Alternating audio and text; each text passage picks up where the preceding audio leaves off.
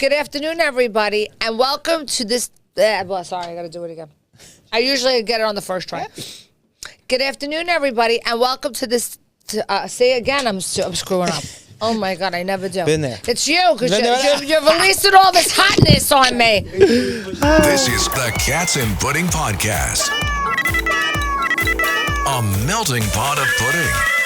And now, here's Jen. Good afternoon, everybody, and welcome to this episode of Cats and Pudding. And today, I have a really special guest on. I have, the hottest, single dad. Not single. Well, not... Oh, so I'm sorry. My wife's like, what? No, she didn't. Hot dad. I'm sorry, but your husband's hot.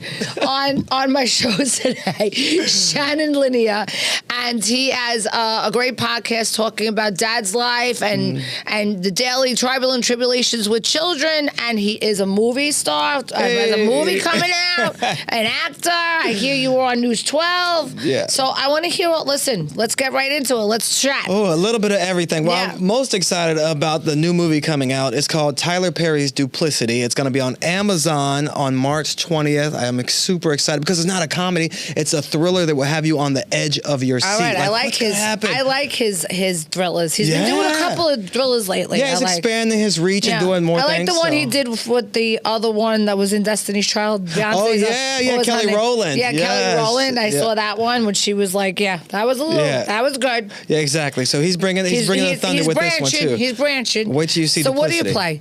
So I play a news anchor. It's funny because I'm a news anchor in real life. I love and that. when he called me, he's like, "Hey, I saw you on TV. You inspired this character in my new movie. So I would love for you to play you instead of me hiring someone to play you." So I was like, "Bet." And so I was like, "I am there." Read the newscast. That's right. And he's like, "Well, I'll send you the script. See if you like it. Let me know if you want to do it." I said, "Sir, no." I will do it. I will love it. Do not give away my part. I am there. So I said, I'm definitely going to do it. And I looked at the script and I loved it. I thought I was going to be in the script like I just turn on TV and you turn it off. I'm in the entire movie from the first scene to the very last scene. So I'm so you're blown just away. You're just doing news excerpts. So my co-host on the morning show, her husband is killed. Okay. And so now we got to figure out what happened, why it happened, and all the lies that go between the twists and turns to figure out what happened in the story. Who's the woman that's your co-host? Megan Tandy. Okay. Yeah, she's in Batgirl. She's been around on a bunch of different things. And then Kat Graham is in it as well. Okay. And she's playing the lawyer who's trying to get to the bottom of what really happened. What's going on. Yeah. And Tyler Lipley's in it, so a lot of ladies love him. Yes, they do. Yes, we love him. So we have a great, amazing cast. And another New Yorker, Nick Barata, he's in Long Island. He's on the Oval. He's going to be amazing in this as well. He's my producer on the show. Wow. So I'm excited that, I'll be in a movie that's being seen all over the world. And it's going to be an amazing movie. And so this is your first acting gig. The first big role. I've done other things like Survivor's Remorse, God's Not Dead, things that, but usually I'm the anchor or the reporter. You turn it on, you turn it off, and, I'm on quick for 5 minutes. But now this is my biggest role yet, being in the entire movie and getting out of the newsroom where I'm not just there. I go to the hospital, I'm at the graveside, I'm at the house. So it's nice to expand my reach as an actor and do different scenes. And where is it taking place? What part of the country? Atlanta. Great. Yeah, where his studio is amazing. It's in Atlanta. Everything you need is there at his lot. Everything's in Georgia. Oh, that's true. They filmed Walking Dead in Georgia, so that's the biggest show in history, basically, and that was there. That was all filmed in Atlanta. So there's a lot happening. And he's really revived Atlanta and brought so much love and support back to Atlanta because of his studio that's there. And it's pretty amazing to see what he built, from a guy who was once living in his car to now this massive 300 whatever acre studio lot. It's just so impressive. Wow, that's amazing. Yeah. And so you're doing this and you do a podcast. Tell me what you talk about on your podcast. Part of my life is all about fatherhood. So I have 3 kids, Madison, Mackenzie, and Carter. And how old? 14, 11, and 9. God bless you. And so, girls? 2 girls and the last one's a boy. Okay. So we get so you're into okay a lot. With the last one my wife's like, all right, you're done. Shop's closed. You got your boy. But so we do a lot of fun family and fatherhood content on social media. So we go viral all the time, but doing little skits and funny things with the kids. And because of that, I wanted to expand my reach and do more things. And so I created the podcast, Daddy Duty 365, where we talk to celebrity dads about the good, the bad, and the funny of fatherhood. And we have so much fun because these celebrity dads never get to talk about these things. They just talk about the newest movie, the newest album, or whatever, and then they're off. They don't get to talk about their daily life with their kids. Exactly. They're people. They have other sides of them. But do they really have time to be around their kids? Let's be honest. A lot of them do because, you work a movie and then you're done for 6 months and you're not doing anything. That's true. So literally some of them, they still do the school runs and the carpools. And I'm like, you do carpool. I'm like, so what happens when you pull up? And they're like, people are just used to it in their towns. And so, you get used to it. They know they're there and it's no big deal. Exactly. It's no big deal anymore. And so, with fatherhood, I just wanted to show that there are dads out there that are active fathers in their kids' lives doing what they're supposed to do 365 days of the year. So that's what was the best? What was the last one that was the most? I want to know. Give me some people who've been on your show that I would. Okay, Boris Kojo. Boris Kojo. Him and his brother Pat were on, and it's funny them talking about how they grew up in Germany and then come here and how they act as fathers and how they're so involved and still trying to teach their kids German. Their kids like whatever. We don't want to do that. Yeah, exactly. Paul Wall. He's a big time rapper that's been on. I've had a lot of opportunities to interview people that people may not know either, and some of the athletes that may not be the biggest star on the court, but are stars in their own household. So it's just it's fun to see these people share a different side of them that you never thought that they would share. Some dads have come on and talk and have cried about losing a kid or things that didn't go their way, and their parent planning aspect, talking about nursing and how supportive they are when their wives are nursing and different things and then you have the fun stuff. I have a segment called I Love My Kids But. It's like I love my kids but because there's always something. You love them but they just get on your nerves when they do this one thing. So I like to pull that out of some of the talent because they don't expect that, because everybody loves their kids, but there is that one thing that's just so dirty, or they chew with their mouth open, or just nasty. What is your pet peeve? I love my kids, but they are just dirty for no reason. Like, you see the hamper. The girls are the worst than the boys. The girls are worse. Yes, definitely. They're bad. Like, you see the hampers right here. Why is everything on the floor next to the hamper? You just ate. Why, when you get up, do you not take your trash with you and throw it away? You just leave it there. Like, why do they have to drag it with them? Why do the crumbs why do you have to leave a trail? Do you think I have to find you? So you're leaving me a trail to go look for you? Like, what is that? You understand my pain. And most people will. Most parents will. How old are your kids? So 14 and what? Yeah, 14, 11, and 9. Okay, I have 33, 26, and 19, and they still do that shit. Wait, how are you old enough to have a 33-year-old? First of all, I'm old. Okay, but how are you old enough to have a 33-year-old? Botox, babe. Amen. It's Botox. What can I say? Do what you gotta do. Do what you gotta do. It's my Italian, Sicilian skin. We don't crack. That's it. I love that. That's what happens. But I don't know. My kids still do that shit. See, you understand my pain. That's why I started a T-shirt line. I love them so much. I do love them. It's just because of that butt. Exactly. But that's why I started a T-shirt line. Like, this one's very subtle. This is just father. What does that say? It says father, friend, awesome teacher, H, hero, E, and so it's an acronym for father, but I have some other silly ones that are, you're like, I'm not one of your little friends, because that's what my parents used to always say. I'm not one of your little friends. Don't talk to me like you're crazy. Or, another one where it says, I'm a cool parent, and it's like, follow me on social media, and then they're like hashtagging everything and emojis, everything, because that's how some parents are. They think they're cool, and they're really not. I know, we really do think we're cool, and my kids do not think they remind you you're not all the time. Oh, yeah. They're like telling me what I'm wearing. Mom, you look like you're in the 80s. I go, I am from the 80s. Gosh. Like, leave me alone. Like, they're so brutal. Yeah. Girls are brutal. Yeah. They're bad. They don't like when I'm dancing at a party. They make fun of me. Like, it's bad. Talking in front of their friends, anything is just embarrassing. And their friends are like, oh my God, your mom's so cool. And they're like, no, she's not. I go, yes, I am. See, I did a TikTok and an Instagram video about that when I was dancing with my daughter's friends, and it says, when your kids don't think you're cool, but their friends do. Yes. And then it went viral because we were like doing this viral dance, and I was killing it. Like, your dad's so funny. And then the kids are like, oh my God, why? Yeah, exactly. Oh my God, why does she have to do this? Exactly. So you got to follow at Mr. Shannon Lanier across all social. I'm totally following Mr. it. MR. I mean, I'm not a dad, but I'm a mom, so I can relate. It's all parenting stuff. So I love it. You can totally relate. It's all parenting. I mean, and even though my kids are grown, almost grown, my grandma used to say, the bigger the kid, the bigger the problem, and it's so so true because as they get older, there's so many more things you have to help them through. So do they ever get out of your pockets?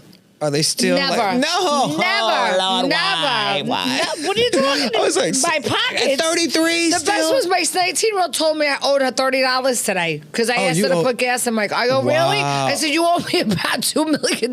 Thank you. All the shit I paid for you over the last, are you kidding? And the gas was probably to take her or him somewhere, right? No, because she was mad because I took her car, her BMW that I bought her to the city because I can't park my truck in the city because there's no place to park. So let me take your car.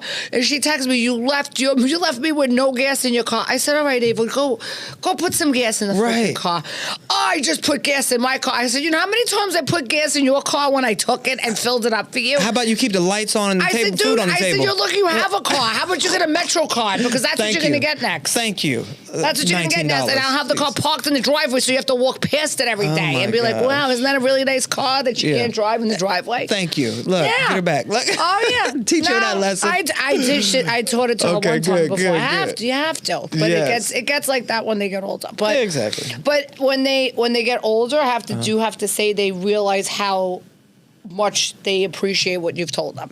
That I can say. Okay. So it does pay off at some point. It does. They start to say, well, hey, maybe they got something to what they're saying. Yeah. Or did they give somebody else credit for it and forgot that you're the one who told them in the first place? Because it's like every time someone else says it, then they believe it more. Right. Did you notice that? Yeah, it was like, how come somebody else I've been saying that. No, they still do that. No, they still do that. That still happens sometimes. I'm not going to lie. That's no, right. It sucks. You want to just punch them right in the face, but you can't.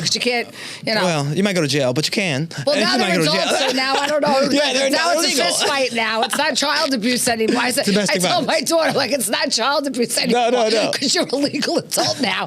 I'm just going to kick your ass. We do not condone violence of any kind. We never condone violence of any kind. But some kids, you know what?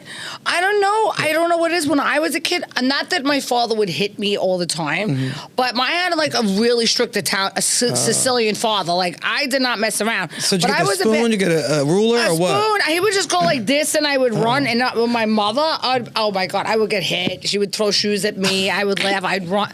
That poor woman, what I did to her. But my dad never laid a hand on me because one time he did. Once he hit me with his belt because I set the backyard on fire, but I shouldn't have did that. Okay. But I was We'll get into that later. That was a little therapy I needed. Right. Yeah, I didn't do it on purpose, but I was a kid. Fair enough. But you know who you could get away with things with. I think that's what it is. Yeah. And that's why my kids ask me certain things that they don't ask my wife because they're like, probably petrified of your wife. Or they'll know I'm going to probably say yes. Of course, and she's going to say of course. Because that's what happens with dads. Dads want to be the bud, but then the wife, we get stuck with being the disciplinary. So I just discipline a lot also. I'm very, especially when it's about money. Like, you want what? To go where? Nope. You didn't clean your room. You didn't wash the dishes. Do you give them jobs? Oh, yeah.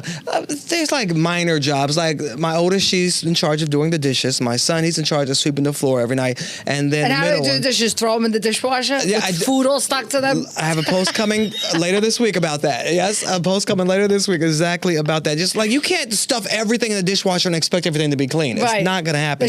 Water has to be able to reach the things. So, yes. And they all have jobs. Whether they actually do them well is another story. It's all right as long as they try. Yeah. I know. Do they really try though? They don't. Or they just get it done. It's like, I was done. And they get so mad they're had the head down. Right. Why? You have one thing to do and you can't do that well. I'm confused. No. Watch my video that I just did when I acted like my daughter. Oh, I love those. It was beautiful. Okay. It was perfect. I love those. I had her blanket over my head, Mom, why do I have to clean my room? Exactly. And it's just, I'm like, really?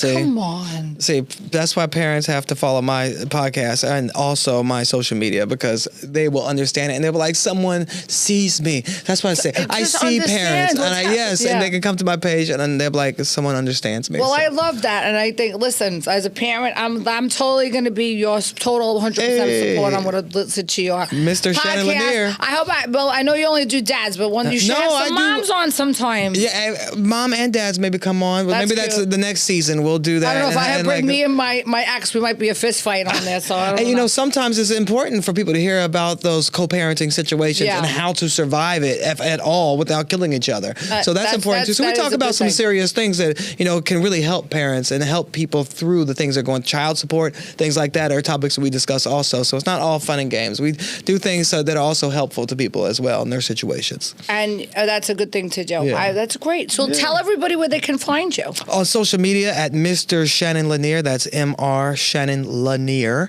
Definitely across all social media platforms, but also Daddy Duty 365. That's the podcast name. And on Tyler Perry's Duplicity out March 20th on Amazon. I'm going to watch it. I'm definitely going to watch it. You won't be sorry. Well, Shannon, you were a wonderful guest today. I love you. This is great. I love this. I had such a great time talking to you. And I hope to have you back again. Whenever. After you're a big movie star. Hey, I love that. From your lips to God's ears, I'm claiming it. You sound like you're a guinea. You're like, hey, I claim it. I'm taking that. I love it. Thank you. I'm welcome. Wait, one last tidbit. You got to tell everybody you are directly related to Thomas Jefferson. Yeah, I'm the sixth great grandson. The man who signed the Declaration of Independence. Yes, I'm the sixth great grandson of Thomas Jefferson and his enslaved woman Sally Hemings. I have a book about it through Random House that I co-authored with Jane Feldman. It's called Jefferson's Children: The Story of One American Family. I got to read it. I love that. That's amazing. Thank you. That's some history. If you do a little digging, we'll all find out we're not who we thought we were. That is true. Mm-hmm. That is very true. Get that DNA Sometimes going. You don't want to dig and find out where you're from. Exactly. Because it might not be a good place. I've had some of those experiences as well. It's people like, I don't want to know that. I ain't trying to hear that. Yeah, it's like, it is what it is. You can't pick your family. No, that is true.